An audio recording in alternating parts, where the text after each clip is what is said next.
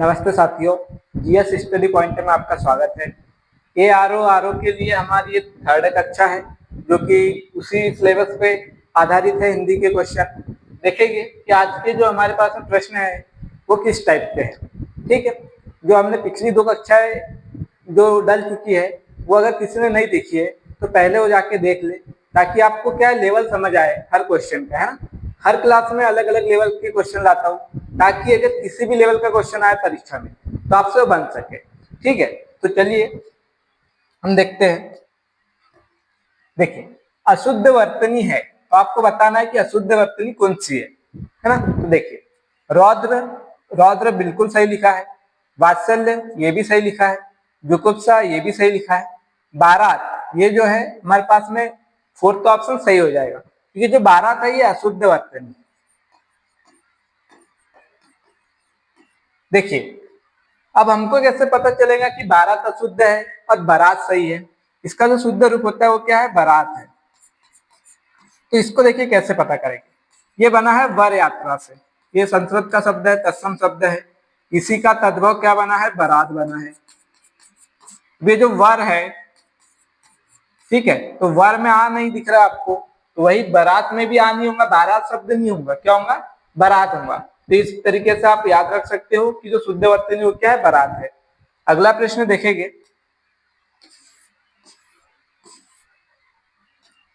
देखिए, इसमें आपको बताना शुद्ध वर्तनी बताना है कि शुद्ध वर्तनी कौन सी है। अक्षुण्य, अचंभित, श्रद्धांजलि, अज्ञानता। तो देखिए यहाँ पे क्या है, जो अक्षुण्य है ये गलत है। ये क्या होता है, ना होता है लास्ट में, है ना, या नहीं होता है। ये चीज याद रखना, ये बहुत बार पूछा जा चुका है। तो हमको क्या लगता है कि लास्ट में तो यह होता है। जब यह लग जाएगा तो आगे क्या हो जाएगा, आ हो जाना चाहिए, लेकिन ये शब्द ही नहीं है। ये क्या है, अक्षुण्ण, है ना, यह नहीं आएगा, ना आएगा। और अचंभित कोई शब्द नहीं होता है। श्रद्धांजलि बिल्कुल सही लिखा हुआ है, तो थर्ड वाला सही है। और अज्ञानता भी कोई शब्द नहीं होता है, दोनों ही कोई शब्द नहीं होते हैं। ठीक है, अब अगला प्रश्न देखेंगे। देखिए, शुद्ध वर्तनी है, इसमें आपको बताना कि शुद्ध वर्तनी कौन सी है। नरक, नरक नहीं होता है, क्या होता है, नरक होता है। सन्यासी बिल्कुल सही लिखा हुआ है, ये आप सही कर दीजिए। संग्रह नहीं होता, ये संग्रही नहीं होता, ये क्या होता है, संग्रह होता है। ठीक है, अगर से इसमें ईद प्रत्यय लगा देंगे तब ये हो जाएगा संग्रहित, तब ये क्या हो जाएगा, र में बदल जाएगा। ये भी शब्द सही है और ये भी शब्द सही है, ये गलत है। सोचनीय नहीं होता है, क्या होता है, सोचनीय। तालू सा होता है, ठीक है, याला सा नहीं होगा, तो यहाँ पे गलती है। बाकी सन्यासी जो शब्द है आपको इस प्रकार से लिखा मिलेगा। कर देखिए, ये भी आ जाए और ये भी आ जाए, दोनों ऑप्शन में आ जाए, तब आपको इसको सही मानना है। क्योंकि जो मानक हिंदी में जो परिवर्तन हुआ है उसमें माना क्या, उसका नियम है कि अगर पंचमा अक्षर है उसके पहले कोई पंचमा अक्षर है तो पंचमा अक्षर में लिखा जाएगा, ना कि बिंदी में। अगर समान है तो, जैसे न के पहले अगर बिंदी न वाली है तो न में लिखा जाएगा, बिंदी में नहीं लिखा जाना चाहिए। अगर म के पहले म है तो म आधा उसके साथ लिखा जाना चाहिए, ना कि बिंदी में। ठीक है, अगला देखिएगा, अगला प्रश्न। देखिए, संज्ञा शब्द से बना विशेषण नहीं है। संज्ञा से कौन सा विशेषण नहीं बना, ये आपको बताना है। नमकीन जो बना है ये संज्ञा नमक से बना है, और नमक क्या है, संज्ञा है। शारीरिक किससे बना है, शरीर से बना है, और शरीर क्या है, संज्ञा है। मार्मी किससे बना है, मर्म, और मर्म भी क्या है, संज्ञा है। चालबाजी, है ना, ये क्या है, चाल है, मतलब चलना से बना है, और चलना क्या है, क्रिया है। तो ये चौथा हमारे पास में सही हो जाएगा, यही है, संज्ञा से नहीं बना है विशेषण, बाकी तीनों संज्ञा से विशेषण बने हैं। अब देखेंगे कौन सा शब्द विशेषण नहीं है। अब आपको बताना कौन सा शब्द विशेषण नहीं पूछा है ना। देखेंगे, भाईचारा, थकाहारा, बेसहारा, बेचारा, बेचारा लड़का, मतलब ये क्या है, विशेषण है। बेसहारा लड़का, ये भी क्या है, विशेषण है। थकाहारा लड़का, ये भी क्या है, विशेषण है। भाईचारा लड़का, भाईचारा व्यक्ति, होता है क्या ऐसा? कुछ नहीं होता है, मतलब ये क्या है, भाववाचक संज्ञा है। तो पहला हमारे पास में सही हो जाएगा। अगला प्रश्न देखेंगे। देखिए अगला प्रश्न क्या है, इंद्रिय का विशेषण है। अब बताइए आपकी इंद्रिय का विशेषण क्या है? इंद्रिय, इंद्रिक, इंद्री या फिर इंद्रिय, क्या होगा इसका? तो देखिए ये भी नहीं होगा, ये भी नहीं होगा, ये भी नहीं, क्या होगा, इंद्रिक होगा, है ना। याला हमारे पास में सही हो जाएगा, चौथा। अगला प्रश्न, अग्नि का पर्यायवाची नहीं पूछा है। पावक क्यों कहते हैं? क्योंकि अग्नि किसी चीज को जला के उसको पवित्र कर देती है, इसलिए उसका एक नाम क्या है, पावक भी है। ठीक है। अनल भी होता है। सर अनिल आ जाए तो अनिल किसका होता है? तो हवा का होता है पर्यायवाची। हुतासन, ये शब्द है हुत और असन। असन का अर्थ होता है भोजन। ठीक है। आपने एक सुना होगा अनशन, कि कर्मचारी अनशन पे बैठे हैं, मतलब कि उन्होंने खाना छोड़ दिया, है ना। ये शब्द किससे बना है? अन और असन से। असन का अर्थ होता है भोजन, अन्न लग गया तो उसका विलोम बन गया, जो भोजन त्याग दे। ठीक है। तो ये देखिए असन और हुत मतलब होता है हवन की जो सामग्री होती है ना, जो हवन में डालते हैं सामग्री, उसको कहते हैं हुत। अब जो हवन की जो सामग्री का क्या करता है, असन मतलब भोजन करता है, उससे क्या कहते हैं, अग्नि कहते हैं। अग्नि क्या करती है, उसका भोजन करती है, इसलिए उसको हुत असन कहते हैं। तो ये बन जाता है हुतासन। तो हुतासन भी क्या, अग्नि का पर्यायवाची है। तुहिन, तुहिन नहीं है तो चौथा ऑप्शन सही हो जाएगा। तुहिन किसका है? तो तुहिन हो जाएगा हमारे पास में ओस का। ठीक है। ये किसका होता है पर्यायवाची? ओस का होता है। अगला प्रश्न देखेंगे। देखिए आपको बहुत ही कम समय में बहुत सारे क्वेश्चन करने को मिल जाते हैं। कम से कम 18-20 क्वेश्चन करवाता हूँ हर क्लास में आपको। अगर इतने ही टाइम में आपको कहीं भी अगर आप इतने क्वेश्चन कराओ देखोगे किसी भी वीडियो पे, तो आपको कम से कम 1 घंटा लगेगा, है ना। उसी को मैं 30 मिनट की वीडियो में, 25 मिनट की वीडियो में उतने क्वेश्चन बहुत अच्छे से करवा देता हूँ। ठीक है। देखिए तर्कस का पर्यायवाची है। तर्कस का पर्यायवाची बताइए। तर्कस का क्या अर्थ होता है? जिसमें तीर रखे जाते हैं, है ना। तो तीर तो होगा ही नहीं, धनुष भी नहीं होगा, प्रत्यंचा भी नहीं होगा। ये हो जाएगा निसंग, है ना, निसंग हो जाएगा। तो चौथा वाला हमारे पास में सही हो जाएगा। देखिए तीर तो आपको पता है इस प्रकार से जो होता है तीर, वहीं पे धनुष हो जाएगा।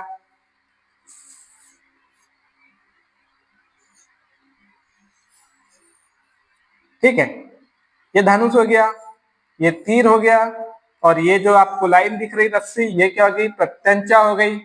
और जो तुनीर होता है इस प्रकार से जिसमें बाण रखे जाते हैं, है ना, ये तुनीर हो गया। ठीक है। तो किसका पर्यायवाची है? निसंग का। अगला प्रश्न देखेंगे।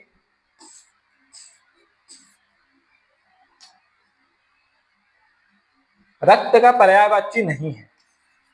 रक्त का पर्यायवाची कौन सा नहीं है, ये आपको बताना है। खून को कहते हैं रक्त, बिल्कुल। रुधिर को भी कहते हैं। शोणित को भी क्या कहते हैं? रक्त कहते हैं। कासार, कासार को क्या कहते हैं? रक्त नहीं कहते। तो आप बताइए कि ये किसका पर्यायवाची है ना, कमेंट में मुझे बताइए कि कासार किसका पर्यायवाची है। ये आपके लिए क्वेश्चन है।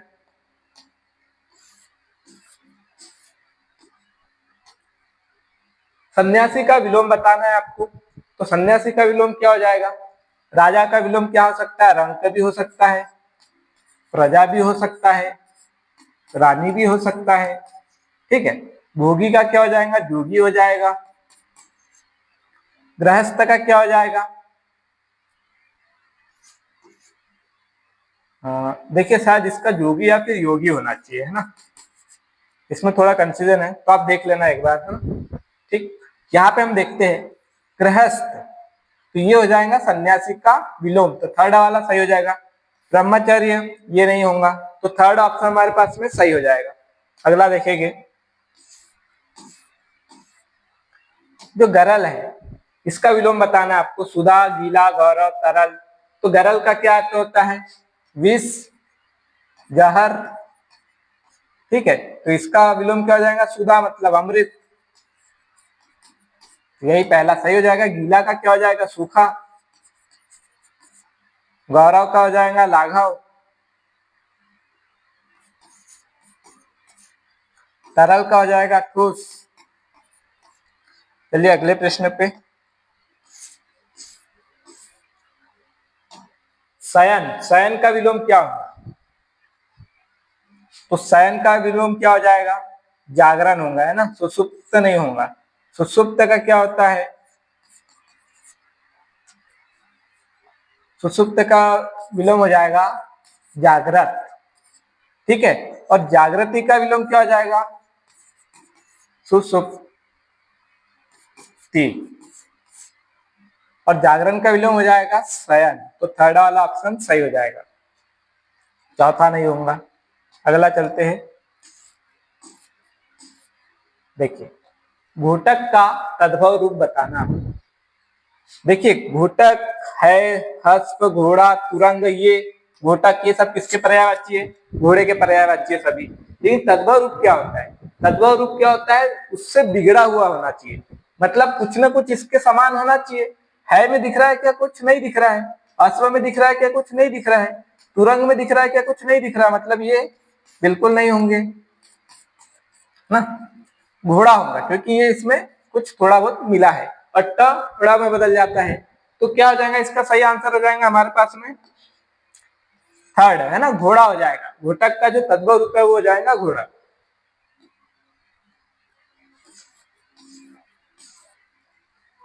चलिए, तुरंग का तत्सम बताइए, तुरंग का क्या होता है? तुरंग का क्या होगा? चौर, चौर तो तत्सम शब्द है, इसका तद्भव क्या बनता है? चोर बनता है। चूर्ण का क्या हो जाएगा? चूरण हो जाएगा तद्भव। चर्म का क्या हो जाएगा?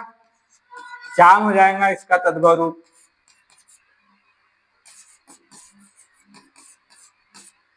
चक्षु का क्या हो जाएगा? चक हो जाएगा। तो ये हमारे पास में सेकंड वाला सही हो जाएगा, चूर्ण का चूरण, है ना। ठीक है, सेकंड ऑप्शन सही।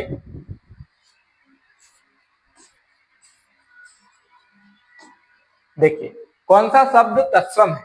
तो इसमें आपको बताना तत्सम शब्द कौन सा है। तो शुश्रूषा की क्या हो जाएगा? तत्सम शब्द है, ये सही हो जाएगा पहला ही वाला। देखिए, वर्तनी में पूछा जाता है, हम कैसे याद रखें कि इसमें छोटा ऊ है और इसमें बड़ा ऊ है।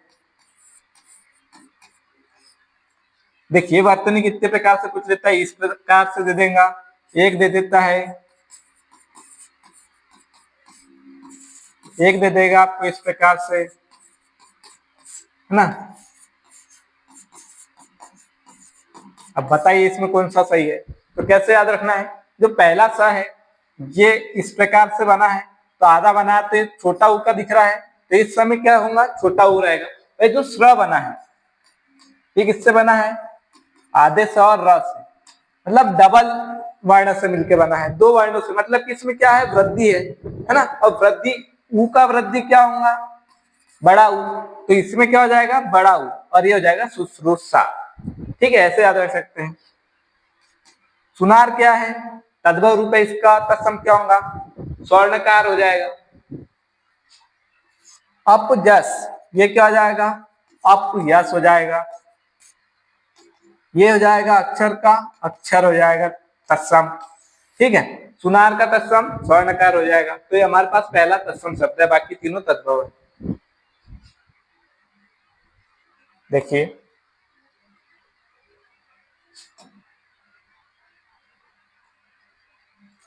निम्नलिखित वाक्यों में शुद्ध क्या है?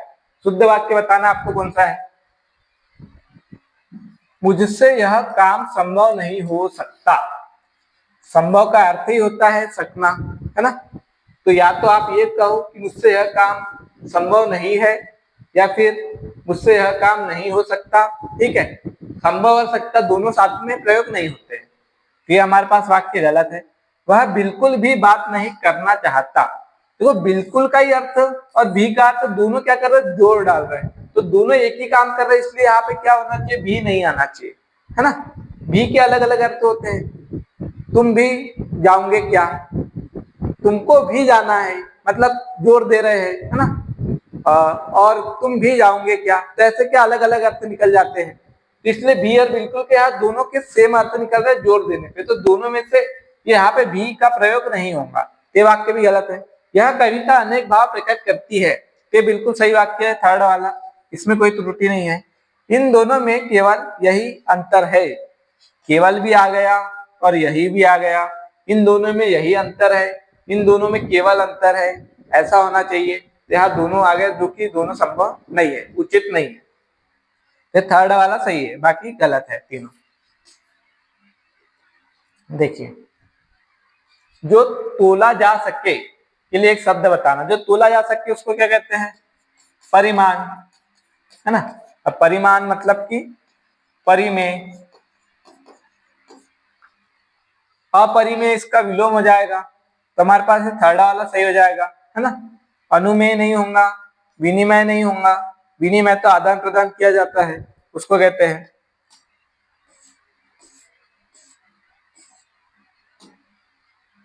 कम बोलने वाला, इसके लिए एक आपको शब्द बताना है, मितभाषी, मृदुभाषी, बहुभाषी, आभासी नहीं होगा, बहुभाषी भी नहीं होगा, मृदुभाषी भी नहीं होगा, मितभाषी होगा। मित का अर्थ होता है कम, जो कम खाता है तो उसको कह सकते हैं मितहारी, ठीक है। जो कम खर्च करता है उसको कह सकते हैं मितव्ययी, और जो कम बोलता है उसको कह सकते हैं मितभाषी। तो हमारे पास में ये वाला सही हो जाएगा। अगला प्रश्न,